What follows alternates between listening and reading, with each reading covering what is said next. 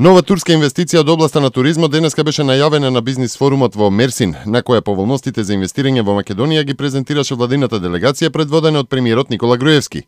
Станува збор за компанијата Девели Груп, која има повеќе бизниси во сферата на туризмот, градежништвото и земјоделството, а ја разгледува можноста за инвестирање во Македонија. Според директорот на групацијата Деха Девели, инвестирањето во Македонија е исплатливо. Многу лесно се стигнува до властите и можете да ги контактирате и да комуницирате со нив и може да ви помогнат.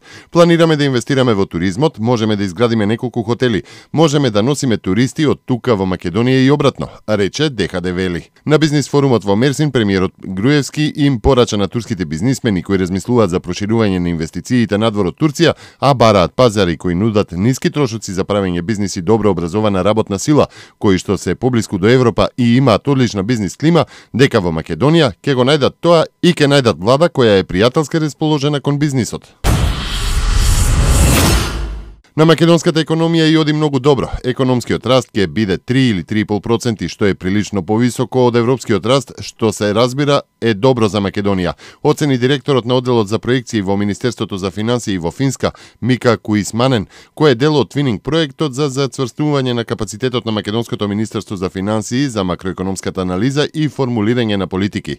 Според него, проекциите за раст за следната година од 4% ќе се исполнат ако се земе предвид климата во Европа.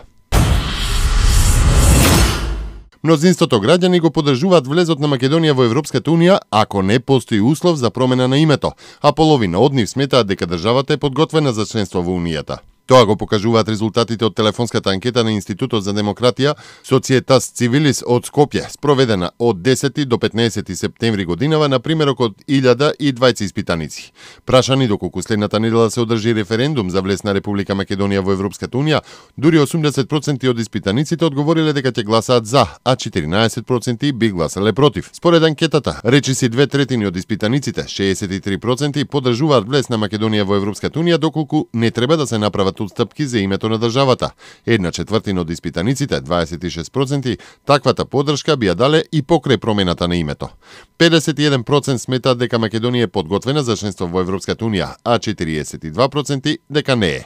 Граѓаните според анкетата сметаат дека главна причина што Македонија не е дел од Европската унија е попречувањето на процесот на интеграција од страна на соседните држави. Тоа е мислењето распространето кај дури 59% од испитаниците.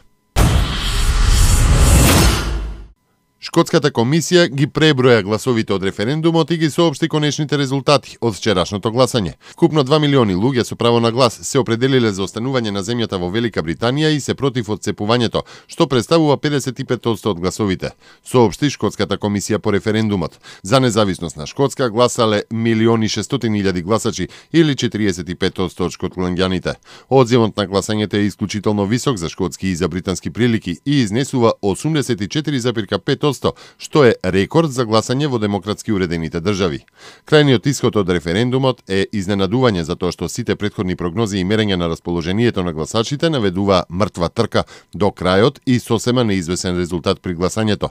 Првиот министер на шкотската влада и лидер на сепаратистичката шкотска национална партија, Алекс Салмонд, ги повика шкотланѓаните на единство и побара од сите да ги почитуваат резултатите од вчерашното гласање на референдумот во Шкотска.